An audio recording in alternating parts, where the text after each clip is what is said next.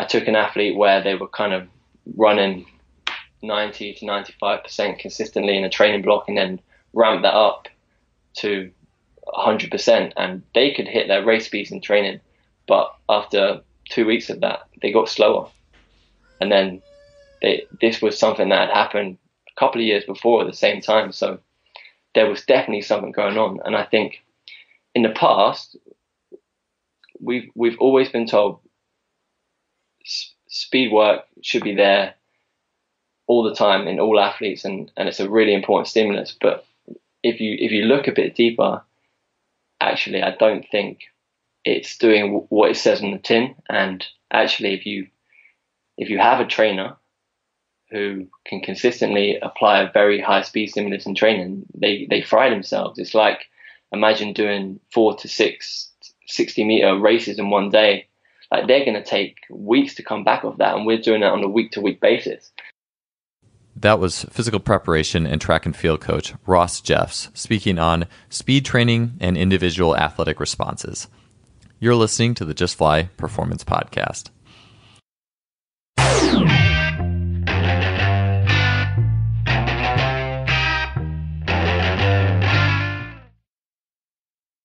Today's episode is brought to you by Simplifaster.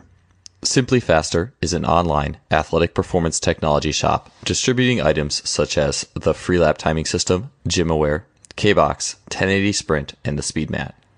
I've gotten many of these items from Simplifaster and can confidently say that they make today's best training technology available to everybody. The Freelap timing system has revolutionized both my practices and my athlete assessments, allowing me to look at the 10-meter fly capability of dozens of athletes in a matter of seconds. It is wireless, compact, portable, and incredibly versatile. The K-Box and 1080 Sprint are fantastic tools for any coach looking to build speed, agility, and implement training scenarios that go beyond the traditional weight room. The 1080 Sprint is being used by great coaches training some of the fastest sprinters in the world, and it truly represents high-performance speed training. I can personally attest that Simplifaster's customer service is second to none. Christopher at Simplifaster responds quickly to queries, and anyone who makes a purchase from Simplifaster is in good hands. If you want to acquire some of the best high-tech training equipment available, stop by simplifaster.com. That's simply with an I, faster.com. They are the future of coaching technology. Welcome to episode 145 of the Just Fly Performance Podcast. I'm your host, Joel Smith. Thanks for being with us, and we have an incredible show for you today. I mean, they're all incredible. I know I say it a lot, but I seriously just love talking to such a huge bandwidth of intelligent and brilliant people doing great things in our field. And Ross Jeffs is a guy who I learned so much from, not only in just how he has tied some things together that I've been thinking about that have been floating around. And so quickly about Ross, he currently coaches at the Regional Training Center in Rotterdam in the Netherlands. He has a track and field background, but Ross has also worked with world-class athletes from a variety of sports in the physical preparation context. He's also been mentored by Jonas Dodoo within the Speedworks coaching system, who had been a previous guest on this show and is one of the brightest sprint training coaches in the world. So Ross mainly works within the scope of track and field currently. And I first actually heard of him just a few weeks ago when he put out an article on trainers versus racers on Simplifaster, a blog post. And it was actually a post that didn't get a whole lot of shares. And I think we all know that sometimes the best articles are not necessarily those that are the ones that have the most shares behind their name. And this was one that as soon as I read it, it really intrigued me because I instantly knew that there was a very deep collection of a lot of facets of individual performance going on behind this, such as neurotyping and the strength of the nervous system. And if you're an athlete where, like we just talked about on Christian Thibaudeau's latest podcast, if you're one of those athletes who are like type 2B or 3, and your nervous system, you don't have as much dopamine sensitivity, and you don't have what we would say is a strong nervous system, now how do you do speed training? And I've been a big fan for a long time as well of like the idea of easy strength, of not putting the gas pedal all the way down in the weight room, not getting emotionally ramped up, leaving reps in the bank, and then seeing how that kind of filters in throughout the spectrum of athlete types and responses and neurotransmitter profiles. But sprinting is one of those things that I've always thought well, to get faster, it has to be max. And in many cases it does. But with it, and max is totally dependent on what is the actual max. So we see this in Ziorsky's Science and Practice. What's the absolute max you're capable of, and then what is actually displayed in training versus competition. And this is the reason Soviets or Bulgarians or whoever it was had a different, classifications of what's your max. Anyways, not to get drowned out in all this minutia, but Ross put together a fantastic article on how he took an athlete who was less than responsive to a typical high-quality speed training program and how he altered that program to get her great results. And that's what it's all about, because we talk about, it's so trendy to say it depends in this field, and I say it all the time. I'm no stranger to that. But to be able to say it depends, and now let me tell you why, is just such a beautiful thing. And Ross did an awesome job of explaining it on that article, which is linked up in the show notes of this podcast. But for the episode today, Ross and I sit down to chat. Well, virtually, of course. He's in the Netherlands and I'm in California. But Ross takes us through his system of classifying athletes and how he's kind of come up through individualization, like the original individualizations that he made. He talks fascial and elastic. He talks why some athletes may respond well to, when the athlete or the sprinter gets hurt and they have to be on the bike for a few weeks and they're going high speed, and why that can work for some athletes and why it might not work for others, talking on the fascial and muscular spectrum. He's then going to get into not only the different responses of training responses of muscular and fascial, but then getting into who is the racer and who is the trainer in practice when we're talking speed training. And this could work for track and field or team sport, by the way. This isn't just for track coaches. Anyone who's interested in speed, I think, has a lot to get out of this. And then he's going to get into the makeup of those. I think there's a lot of neurotyping assertions that can be made there. And then we're going to talk about how to train each of them specifically for speed based off what they're outputting. And then we're going to talk about how that all can carry over to team sport. So not just track and field, but also team sport. And this is just why, and this is why I love training, because it is not a one size fits all. I used to sit there in my early 20s, mid 20s and look at a training program and think, oh, this must be the holy grail, or just have so many questions about it, be confused. But I feel like the more you know about, it all starts at the athlete-centered training. The more you know about how athletes respond, how they respond to practice and competition, what's happening with the neurotransmitter profile and everything there, the more we can understand the training program. Ross has blended this so beautifully, and this has been literally one of the podcasts that I have learned. It's filled in so many gaps, I should say. It has been a huge fill in the knowledge gap podcast for me, and I think it will be for you guys as well. Ton of cool quotes in the show notes, and Ross is doing awesome things in the coaching sector. So without me yammering on anymore, let's get to this show, episode 145 of the podcast with Coach Ross Jeffs. Ross, what got you into the field of sports performance, and what was your start as an athlete? I think, like a lot of coaches, I was probably a frustrated athlete looking for ways to improve. Maybe as a young kid, like 15, 16 years old, I was trying to get my hands on everything I could, from Dan Path, Charlie Francis, Bouchek Snyder, Lawrence Seagrave, those kind of guys, and just basically improving my library as much as I can so I could learn from those sources. And then I eventually studied a sports science degree at the University of Bath, which is the top sports science degree in the UK, closely followed by Loughborough. And then I spent a little bit of time in Australia working with mainly team sports out there, a little bit of athletics, but I worked especially quite a lot in Super Rugby with players who have played with the Wallabies, New South Wales Waratahs, Melbourne Rebels, those kind of guys, and also in sevens, pro basketball, boxers, Grand Slam tennis. So I really started in a lot of different team sports. And then after I graduated from university, got a lot more involved in track. Track's my background. Like I said, I was an athlete myself, a jumper, and kind of set up my thing in a place where I was from. And at the time, I had a lot of mentors, one of which was Jonas, who worked at Speedworks, and he kind of gave me a call up and said, "Look, we've got this role going here. Do you want to come across?" So I spent a great bit of time with Jonas while he still has probably Europe's best sprints group. And Jonas is a genius. Like, he has such a unique ability to take information from so many different sources and make it so concise and so less academic than maybe some of the information is, and really dial it down to something his athletes can understand. And he's really special with that. And he's maybe first generation Dan Paff, who's probably come from Tom Talesi. You have that kind of Talesian, Paffian, and maybe I'm Dodoodian. He's influenced my philosophy quite a lot.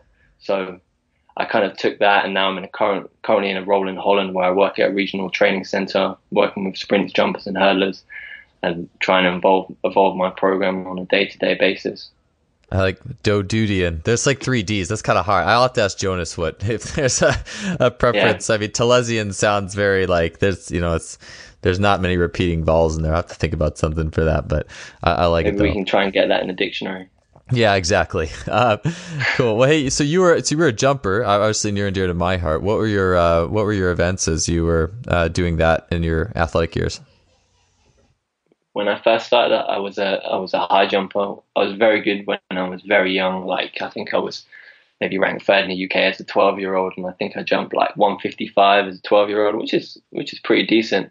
And then didn't grow, but was still pretty elastic. So I was then half good at triple jump, but my ankles couldn't really handle. So I think I jumped by the end 15 meters in triple jump, but that was off like a 10-step run up. But just because my ankles couldn't handle it. The long jump was probably the only event that I could really handle, and I managed to jump. I think 7:34 was my PB, and almost made the Commonwealth Games for Jersey. But just in the last probably 5 years of my career, I was just training to kind of keep that feeling up. So when you do coach, it's really good to have a feeling of those workouts. People always ask the question, should you be an athlete to be a good coach? I don't think you should. Like, so many great coaches in the UK have proved that now. Like, Steve Fudge didn't come from a track background. Jonas didn't come from a track background, but I think they understand movement and what movement feels like. And I think if you're a couch potato, it's going to be really difficult for you to feel what your athletes are feeling. So I think that's a really important message I learned from my career. Although it wasn't very successful, it really helps you prescribe and understand what the athletes are feeling.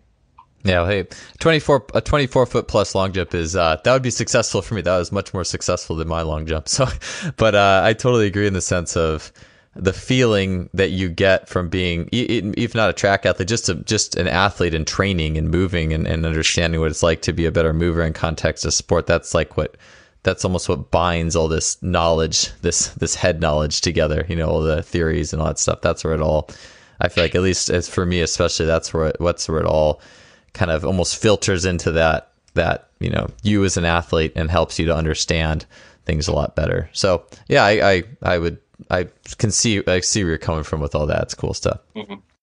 Yeah. So Ross, you one of the things I really wanted to chat about is like I've done some really cool Christian neurotyping episodes with Christian Thibaudeau, and we've spoken a little bit about this, but like historically, so when you started coaching and up until now, how have you gone through classifying athletes? Like, we talk about athletes who respond better to plyos or heavy weights or volume and intensity and novelty and all these things.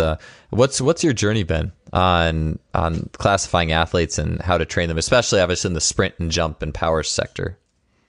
Yeah, I mean, from the mentors I've really had, they didn't really talk too much about different types of athletes. It was more about treating everybody as an individual. And then kind of maybe around 2014, that whole idea about pushers and pullers came out.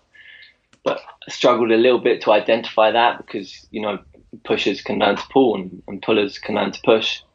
And then I think last April, I was in a training camp in Portugal and I listened to yours and Robbie Bork's podcast with Christian Thibaudeau, and I found myself kind of nodding my head at a lot of the ideas you guys were talking about. And then funnily enough, at the same time, there was a Dutch coach out there who worked in a similar concept called action typing, which is linking motor skills with personality types.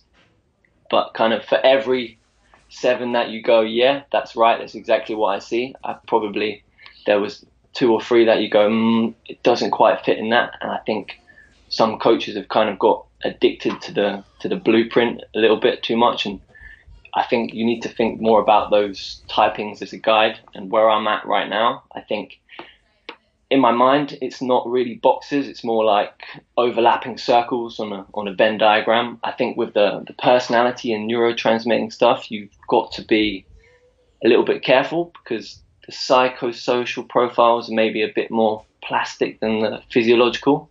I think you can turn a donkey into you can't turn a donkey into a racehorse, but you can turn an arsehole into a really good human being. And I think we know from the behavioral science kind of stuff that you can massively change someone's psychology, and it's a bit more epigenetic than maybe the physiological stuff was a bit more genetic. So kind of with that being said, I kind of see my profiles, and I'm really talking about speed events in track and field. I kind of see it as maybe concentric, elastic, and fascial. And I kind of see concentric as one end of the spectrum and maybe fascial as the other, and then elastic I think sits somewhere in the middle. And the names aren't really important. I think they're terms that people can be recognizable to, but it's really semantics, and maybe if we describe them, describe what I see, it will make a bit more sense. Let's unpack that a little bit. I was gonna say too, I know Christian had, and I first heard him on Robbie's podcast, and that's what prompted me. And I was just like you, I was nodding my head the whole time, because it was like, I had spent the last 5 years with the Braverman system and what Charles Poliquin had talked about, and always trying to figure that out, and hearing things like Charlie Francis said or did, with someone who had a weak nervous system, so he had to go run 500s or something. I'm like, what in the world? And just stuff that I had very little. It's almost like urban legends, right? But you don't really know how to anchor it into something. And I do know Christian had said, and the environment is a really big part of what you end up getting. And so being able to unpack that is certainly an art too. What's your base setting? What are you presenting versus what are you actually? Absolutely. And I think before we maybe go into the individual things, I think that's one of the things. If an athlete comes to my program, I'm not saying immediately, I'm not doing certain tests to say, you're this type of athlete, you're that type of athlete, you're that type of athlete. I think I have a really good baseline program that is a good stress testing program. So athletes will come into the program, and I will only change a few variables to kind of really get an idea of what this athlete does respond to. Because if you try and box them initially, athletes are really adaptable, man. So they might be still be going through their developmental phase, and I've seen athletes go from one side of the spectrum to completely the other. They go from being these skinny little elastic twigs to having ridiculous muscle mass and being extremely powerful. And it's the same time if they've come from a coach that's really kind of heavy in volume, does a lot of volume of running, and they come and they tell you, right, I'm a 200 meter runner, speed endurance is my strength. But then they might train with me a year, and all of a sudden 60 meters is their best event, and their two is even stronger as well. So athletes definitely evolve. So I think having a really good baseline program and a stress testing program is a good starting point. And what that might look like, if an athlete comes into the program, we might spend the first month, it might be more kind of building some kind of tissue tolerance, some kind of improving the quality of the soft tissue, and that might be spending a bit more time in the weight room, slightly 60-70% weight plus, slightly kind of heavier-ish to get some remodeling in the tissues. And then at the same time, you are doing acceleration work, you are doing some form of some voluminous running.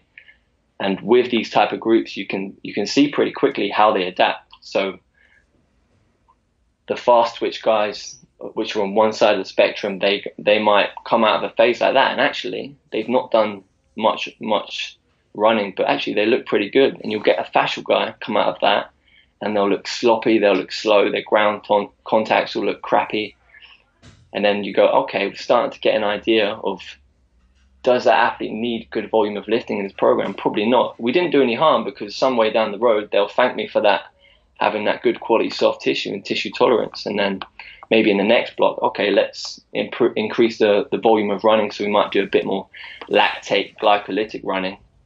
And then all of a sudden, those fast twitch guys, maybe their contacts look a bit more sloppy. They look a bit heavier on their ground contacts. And then the fascial guys, actually, they're starting to show some rhythm. They're starting to look more natural, have more kind of flow in their running. And you've already identified, kind of maybe 2 months into your training, these athletes probably need more volume of running. These athletes need more lifting. And then the guys in the middle, which are elastic guys, they're probably the guys that haven't changed much. And then if you might go to another block of, okay, we might do a bit more plyometrics in these blocks, then those are the guys that really, and probably tend to be your jumpers, kind of get a really good response from that. And I think as coaches, we change too many variables too quickly, and we change maybe too much minutiae too quickly. Like lifting as a general stimulus is a big thing. I don't think we should go into a program and go, okay, should you be doing 5-3-1? Should you be doing triphasic? Should you be doing a back squat or a hip thrust? I don't think they're the questions we should ask ourselves initially. It's actually, how do you respond to some kind of heavyish lifting? How do you respond to some kind of explosive-ish lifting? And then make our decisions on big rocks before we go minutiae. And then I think after kind of 6 months, you have a really good idea of what works. And many coaches will say, it kind of takes 2 years to fit into the program and see what happens. But I think that's just if you try and change too many variables quickly. And it's also that kind of, when athletes are injured, you may not be able to do some volume of running. You might have to do way more kind of hamstring stuff if they've had a hamstring strain, and they come back faster. So then you're getting a good idea of what works. We've heard all the time athletes doing bike workouts for months and then coming and running really faster. And then I've had the same thing maybe with a fascial athlete. They might have had an injury where they had to be on the bike for a month, and they come out and they just look like trash. They've got no rhythm, they've got no flow, and they don't look like they should. So that's what I think you have to have a great starting point with your program and have a real good stress test. Yeah. So so you were saying too, the fascial athlete did not do good coming off the bike versus like a muscular athlete would. Is that what you're saying? Yeah, definitely. I think the fast twitch guys have a really good ability to tune their system from just having some level of muscular tension, and they don't kind of need to put as many steps down on the ground and have the volume of running that the fascial guys need. Oh no, that's a good point. That's a really good point. No, I like that a lot. As you were talking too, I kind of pieced this together in my head. I mean, I have like 4 follow-ups. So I'll start with this one. Was you were talking about, and I was trying to put this together as you were saying it, was like you were talking about fascial, elastic, or concentric, elastic fascial, like going from the force end, I guess, to the speed end. And I was like, oh yeah, that's like the DB Hammer, InnoSport book that everyone always asks me about. His 3 main categories was duration, if speaking from the nervous system, was like a duration dominant, a magnitude dominant, and a rate dominant. So I feel like that's probably pretty similar, right, to what you're looking at. You have like the person who uses muscular force, the person who uses an elastic magnitude, which is me, and then you have people who are just super like just fat, just pure fast, and somewhere on that scale, it probably fits up pretty closely, I'd imagine. Absolutely. I think the difference is maybe when Christian talks about it and when he talks about it, they're talking from a global athlete perspective, and I've come up with these concepts more just so working with sprinters where actually you're restricted by your event. Like to run 100 meters fast and be one of the best in the world, you're going to have to run 12 meters per second. And whereas if you're a team sport athlete, you don't need to attain those levels. So like I'm trying to make people fast, and rather than that I have to make them fast, I have to make them fit, I have to make them strong, I have to make them powerful. My competition exercise is what velocity can you attain. You're listening to the Just Fly Performance Podcast, brought to you by Simplifaster. Yeah, that really is the core of it all, is the ultimate velocity you're capable of. I wanted to say this too, is I kind of, there was a lot we were going through before, and you were talking about action typing, And I'm curious, Mm-hmm. I haven't heard of that. So it's a type of, so basically different personality types are going to exhibit different motor patterns and skills and strategies. Yeah, action typing. I think that's kind of something that's more prevalent in Europe. If you want to know more about it, there's a really good website with some great testimonials, and yeah, it's linking motor skill and personality types in a similar way that Christian does, but with just slightly different categories and slightly different assessments. The assessments are quite interesting, actually. I'd be interested to see what you think of them. They're quite original and quite different. It involves standing in some interesting positions, pulling some interesting faces, and putting your tongue in certain positions in your mouth. Interesting. Yeah, no, that's after we're done with this podcast, I'm probably gonna check out that website right away because I just love that stuff. Like I have like weird books. Like I live in Berkeley, California, and I have books like Bent Out of Shape, where it's like your personality type and your posture and how that like fits together and things like that. And it's actually almost like crazy how much you're reading through it and you're thinking about it. It's like, wow, it's almost eerily, it's almost like eerily true as you're reading about it. So I really love that stuff, and I'll definitely check it out. So with one of the things too, like you had said, was tissue tolerance. So you're talking about the weight room to improve one's tissue tolerance. So is that like work capacity you're talking about, or could you expand on that point just a little bit? Yeah, it's kind of one of those semantics phrases. I think Dan Path maybe talks about it as Tai Chi in the weight room. You do some kind of, you're taking the tissue through kind of large ranges of motion with some level of load, and there's some level of remodeling going on.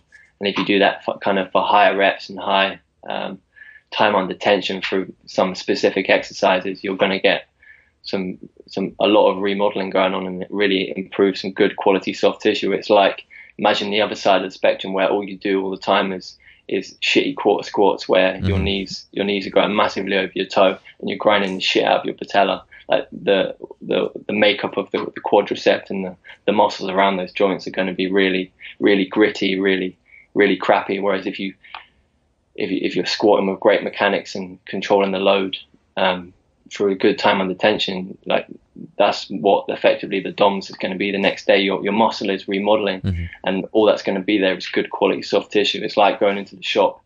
You either go to buy the cheapest chicken, or you go to the organic session and buy the organic chicken. Like, you want your muscles to be the organic chicken, basically, if you want to be able to resist the training demands coming up.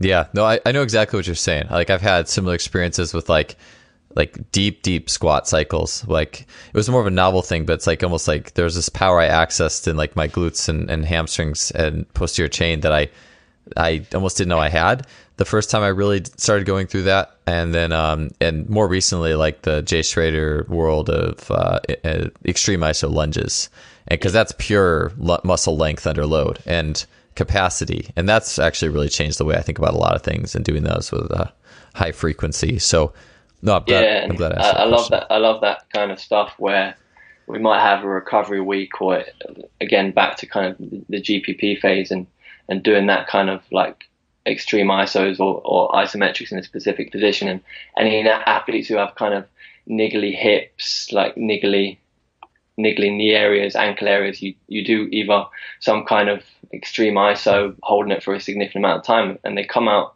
feeling like a new person. It's like they've sprayed some WD-40 in their joints, and all of a sudden they're ready to go again. Yeah, I love it. No, yeah, exactly. No, I've found some really good things through that. It's like, it's almost like that stuff's so simple too. It's just like, it's almost just like you and your muscle tissues and your mind. And there's a lot of there's a lot of cool benefits. So, well, I'm glad I asked you that. One of the things I really wanted to get to, so we'll roll with it in here, is so you just so all that leading up to, you wrote a really cool article for Simplifaster that, although it didn't get a ton of shares, it's one of the best things I've read in a really long time. And it was about racers and trainers. And could you go into a little bit about what you're talking about with those types of athletes, and how you were going to specifically train a racer versus a trainer for speed, like you're talking about?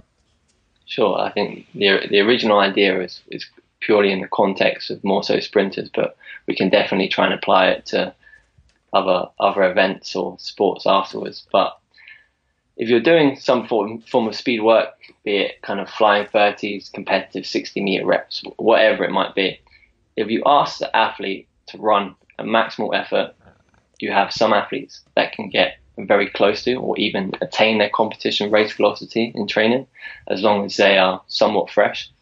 And you get some athletes that will not go anywhere near it. And in the past, maybe people would categorize them as kind of lazy athletes or people who kind of don't want to turn it on and just kind of show up for the meet. And the importance of this is, like, in reality, both athletes are giving 100% effort, but the speeds they're attaining is somewhere anywhere between probably 85% and maybe 100% of the actual PB velocity. So the stimulus that's being applied from athlete to athlete varies massively. Like, imagine me and you, for an example, say we both run 11 flat for the 100. In training, if we were to measure a 30 to 60 meter segment, you should probably be around kind of 295-ish if you were running at competition velocity. So coach might say, right, we're going to intensify our repeat short speed endurance runs. So instead of 2 times 3 times 60 at 95%, we're going to go 4 times 60 at 100%. Okay, you run yours, and you're always kind of between 295 and 3. And then I run mine, and I'm around 310 to 315. So you run like around 295 to 3 in training, and I'm going 310 to 315. But we're both the same pace, and we're both giving 100% effort, but there's such a different stimulus being applied to. And what I found with those kind of racers and trainers is the racers actually improve their velocity every kind of 2 to 4 weeks, but the trainers kind of stagnate, and actually a lot of them don't really get faster or even get slower in training. And yeah, they might still run slightly faster in races, they might get better conditions, they might just execute a better race model in the competition, but in training they're not getting better. So I kind of did a miniature case study with a speed gun where I could really measure instantaneous velocities. And I took an athlete where they were kind of running 90 to 95% consistently in a training block, and then ramped that up to 100%, and they could hit their race speeds in training. But after 2 weeks of that, they got slower. And then this was something that had happened a couple of years before at the same time. So there was definitely something going on. And I think in the past, we've always been told speed work should be there all the time in all athletes, and it's a really important stimulus. But if you look a bit deeper, actually, I don't think it's doing what it says on the tin. And actually, if you have a trainer who can consistently apply a very high speed stimulus in training, they fry themselves. It's like, imagine doing 4 to 6 60-meter races in one day. Like, they're going to take weeks to come back off that, and we're doing that on a week-to-week basis. And some might adapt and kind of get through it if they have kind of a crazy nervous system which can adapt to that kind of work, but most of them either plateau or just get worse. And I don't think this is just... So I put that article out there and got some really interesting responses, and like even from some different track and field events. Like, I had a throws coach, Zane Duckman, who's one of the top throws coaches in the UK. He said, look, it's exactly the same in shot put.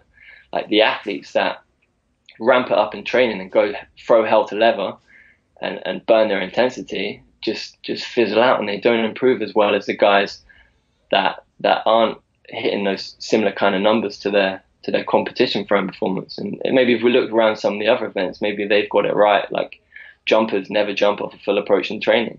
Hurdlers never hurdle off the race competition distance. And it seems like when there's a combination of high force, high velocity, high power expression, that the nervous system just can't regularly apply that stimulus in high volumes.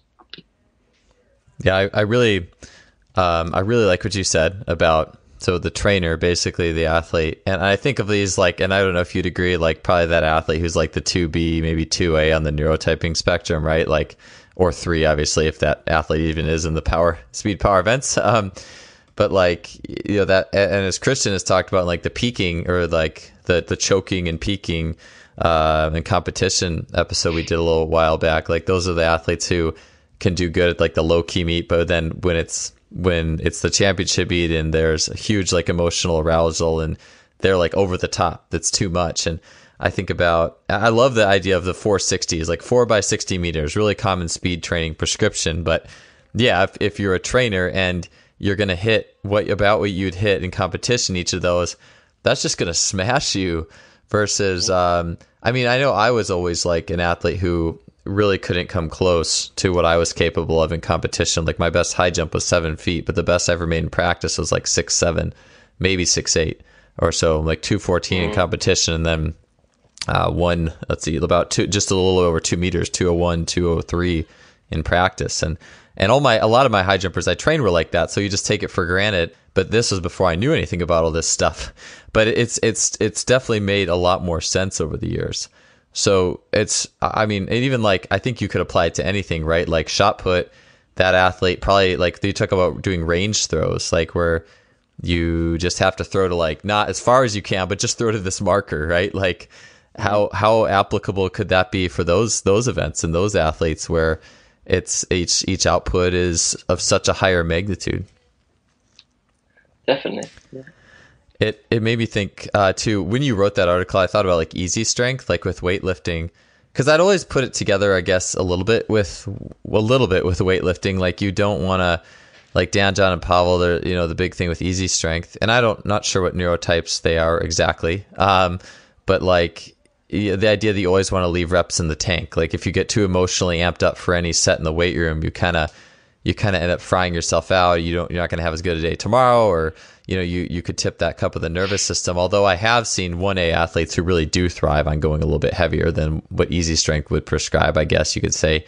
But like for some reason I only thought that applied to lifting. Like I never really, because I've heard coaches like Stu McMillan advocate not like sub maximal, like max speed training, so to speak, and I was kind of wondering. It never really hit me how that all really truly applied from a neural perspective until you wrote that article talking about if you are capable of hitting your max speed in practice, now you probably have to do something else. Absolutely, and it's probably where we're at in a as a field. To be honest, like we in the past 60 years, like how much of the workouts have actually changed. To be honest. Like you go back to kind of the Bud Winter, he was training kind of relaxation based training all these years ago. He was using a stopwatch, and now we have free lap and different timing methods. But it's as a help, it's also a bit of a hindrance because we're then trying to run as fast as we can, and we're chasing speed numbers rather than actually we maybe want to chase different types of numbers rather than maximal numbers, but because we have this technology in front of us, we're probably not using it in probably the most optimal method. Oh, I couldn't agree more. And first thing said, I love my free lap system, even if Simplifaster wasn't the sponsor of the show. It's been such an awesome thing. But I think that's why I really loved Sam Portland's like Speedgate Golf. I don't know if you caught that one talking about. Yeah, I did.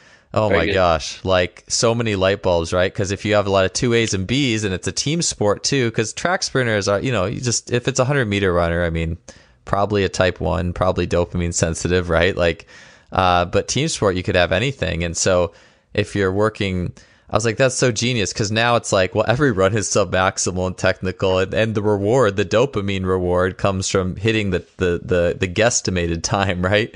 And, that I honestly, even in tapering my swimmers for the NCAA championships this year in the weight room, one of the things I did after that show was like my swimmers love doing vertical jumps on the just jump mat. I mean, they love it. But going into a taper meet, I was thinking, okay, well, look, if you hit like 39 during the year, like one of my guys did, I just knew if he didn't get close to that during that taper time, that he would take a dopamine hit, and that wouldn't be good. So all I let him do for the last 3 weeks is I would say, just try to hit 34.5. You have one jump and you have to hit 34.5. And I'll give you a pat on the back, if you do that. But I would never. Nothing could be maximal at that point at all. All the reward systems really revolved around.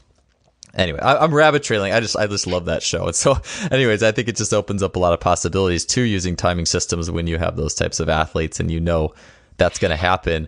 I was going to ask you too. So you make adjustments based on those athletes, right? Like, so let's get into the nuts and bolts. Obviously, training a racer is easy, right? It's like feed the cats.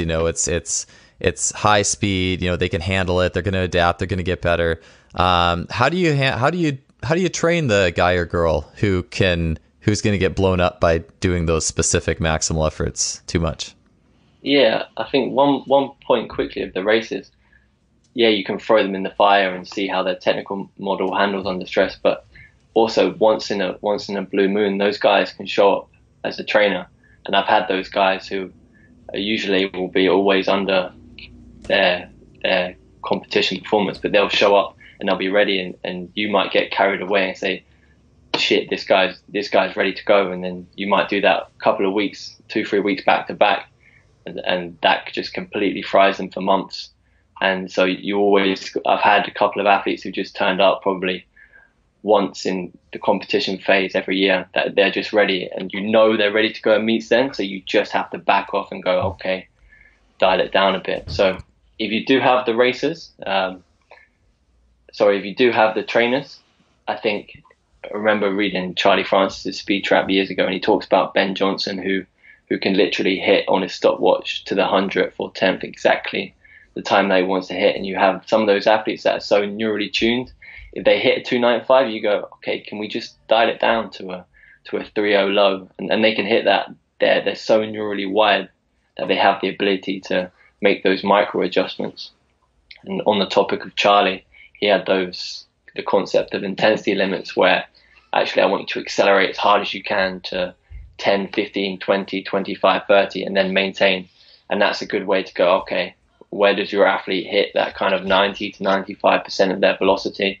Put an intensity limit there, and then they can maintain. And then it's just kind of, what is your philosophy as a coach? Like, if you like to base a lot of if you have a really in-depth technical model, just get the athlete to focus on the execution of the task in hand. And if you throw them in a competitive situation with numbers and timing gates, that they're gonna rile themselves up. So you just take those stimuluses away, take timing gates away, take competitiveness away. This is something kind of Jonas said to me, like, you might write acceleration on the program, but really there's 10 different acceleration options. You can accelerate in spikes with numbers and competition. You can accelerate in spikes just with numbers. You can accelerate in spikes on your own. You can accelerate in flats. You can accelerate just using a pulley or a sled. You can accelerate with a prowler. So there's so many ways you can dial down intensity. And on the max V side of things, like sprint, float, sprint is a workout in most coaches' locker, and they usually dial it down to 20 meters, 20 meters, 20 meters. And I put the speed gun on one of those workouts, and the athlete's on the money 90 to 95% every time. And yeah, it's just using your initiative as a coach, get them to think about rhythm, relaxation, execution, and you can really modify intensities in that way. Even with the wickets, you can bring spacings in or take them out, whatever will dial down the athlete's intensity, but still allowing them to execute the technical model at hand. What do you think about, like, I know I'd said earlier, and someone had said this, like, Charlie, even like 100, I don't know if this is true, maybe I'm getting my stuff wrong, but like 100-meter sprinter who wasn't that neurally wired, or 100, 200 guy, and Charlie had him run 500, like a couple 500s or something like that. I don't know if it was quite that extreme, but like, that was his work, some of his speed work, I guess, quote unquote, right? Or just what do you think about the idea of doing like higher volume stuff, or longer runs, or anything that's more, in the speed endurance world for those trainers, those people who can hit that max in the practice context? Yeah, I think it goes back to the typing side of things. Like, where do you fit on the spectrum? Are you more fast twitch? Are you more fascial? If you get a fast twitch guy to run a lot of kind of lactic glycolytic work and higher volumes of running, like, they'll die. I had an athlete that went from 11.4 to 10.6, and then handed him off to a university program, and he went from 10.6 to 11.4 because all he did was repeat 300s, even though that was the complete opposite of the kind of athlete he was. But then, yeah, if you do have the fascial athlete who's a trainer, like that's gold. Like run them till the cows come home, do loads of glycolytic work, and they thrive off it. As long as they have the ability to handle those loads and you've progressed it realistically, then they will thrive off that. And that's, again, bringing it back to Jonas, that's what he had a unique ability to do. Like Dan Paff came into the country and a lot of people took his program at face value and said, right, we're not going to do any tempo running, we're not going to do any lactic work. But you had all these successful British coaches whose program was based on speed and endurance, mainly because of the climate and we didn't have indoor tracks. But they were successful, and I think you have to respect other coaches' paradigms. There is so many roads to Rome, and there is so many ways to do it. And if you see a successful program, don't say that's just because they have great genetically talented athletes. If they grind out success, and they don't have a big graveyard, then you can take something from that program and learn what makes it great. But maybe as to answer your question about the 500s, yeah, I think a lot of Charlie's stuff has got lost in translation. Mm-hmm. Yeah, for anyone who's not maybe read Angela Iasenko's book, it's a very good book to actually see in a lot of what Charlie's methods were and works out from the voice of one of the athletes. Yeah, I like something you mentioned. It's almost like this. The racers, you could have basically a fascial, elastic, or concentric driven racer, or the same thing for a trainer. So it's like you have these 6 classifications in the context of track and field and speed and sprinting or jumping or what have you. And it's like now you almost have 6 ways that you can train an athlete. Like, and now that does make sense. Like I've dug into this stuff and written stuff on, well, why are there some like high jumpers who seem to like a lot of tempo training, or even sprinters for that matter, like, and so when you put that onto it, it's like, okay, wow, now this makes more sense. Like, and that's really cool. I've never thought about it quite in that way with the scope of a fascial and elastic and how that all fits. And that's good stuff, Ross. I think that there's a lot that people can get from this. One thing I did want to get into, because I mean, for those sports performance coaches out there who are still listening and didn't tune out with track and field, and I hope you guys are still around, right? Like, I'm sure all this can plug in no matter what you're doing. If you're training for the 40 or you're doing any sort of agility derivative work, like if you are working with a team sport athlete, you would probably make, and it's timed, you would probably make a similar adjustment, like maybe slightly higher volume. The outcome is based on something else. Like, do you have any thoughts or recommendations on team sport athletes in this context? Yeah, for field sports, I say 5 years ago, my workouts looked just like my sprint workouts. But if I was being honest with myself, what I saw on the field wasn't transferring. And now I look kind of to the guys like in the UK, Ben Rosenblatt and James Wild.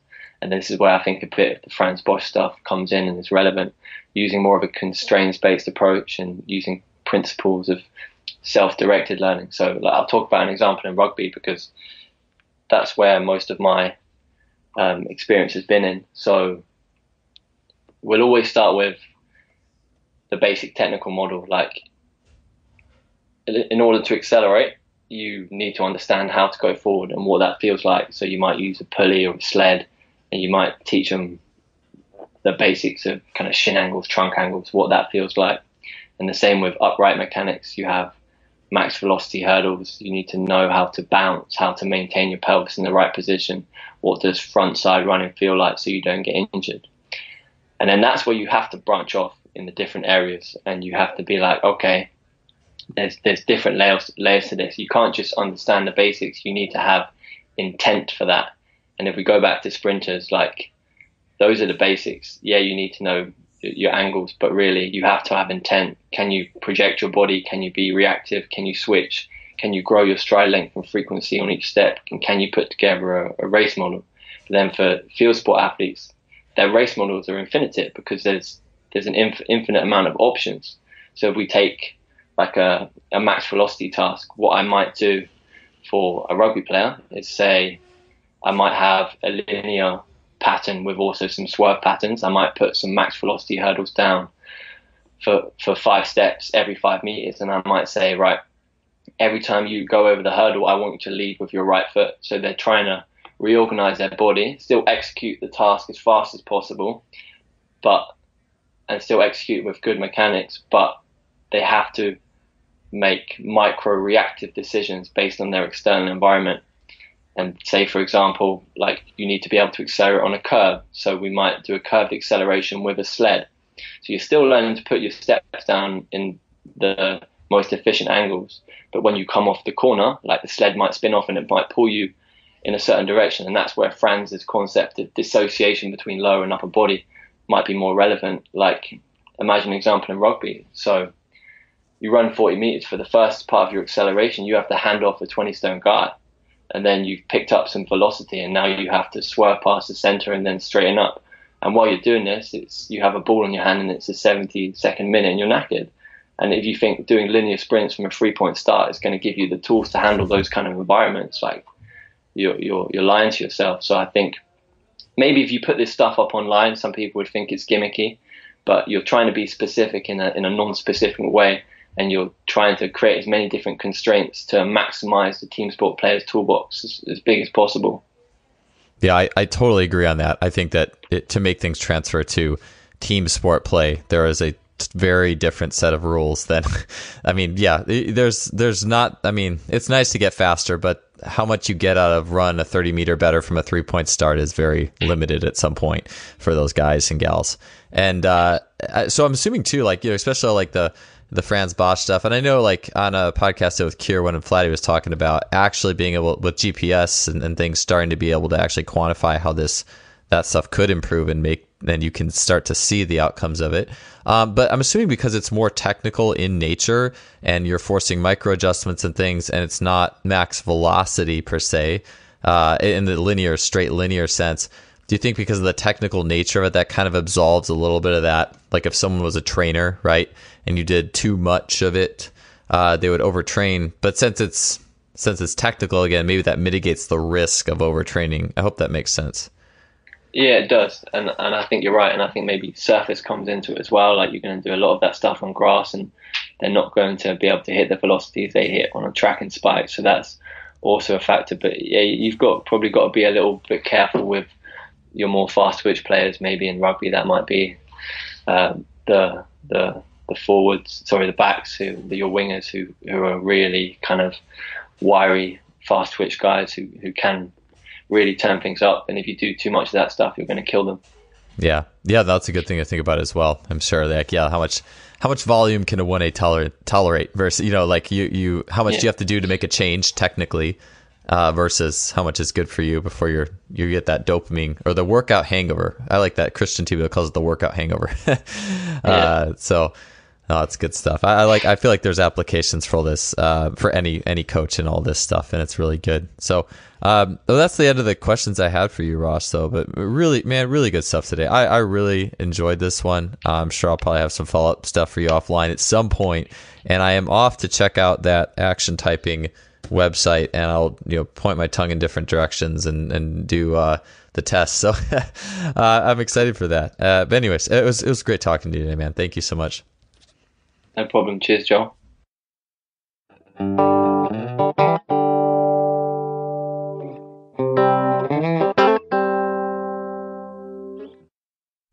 Hey, thanks for tuning in for that show. Appreciate you guys being here with us. If you liked it, don't hesitate to head on to iTunes, leave us a rating or review. We would totally appreciate that in spreading the word of what we're doing, trying to just get this huge bandwidth of brilliant coaches, get the information out there, to leave no stone unturned, no athlete left behind. Those athletes who were not responding as well to that high-speed, high-quality program, how to serve them and serve the bandwidth of athletes. That's what we're all about, making us all better coaches. And I'm a better coach every time I do this. So happy for it all. Don't forget to visit our sponsor, Simplifaster.com, suppliers of high-end training technology. And again, great blog, the blog where I found this article and got connected with Ross. So check out what they are doing. They also have awesome items in their store. Free lap timing system, such an awesome timing system. I get asked about it a lot. I can't recommend it enough. And a lot of other awesome products, so be sure to check them out. We will be back next week with another great guest. We'll see you guys next week.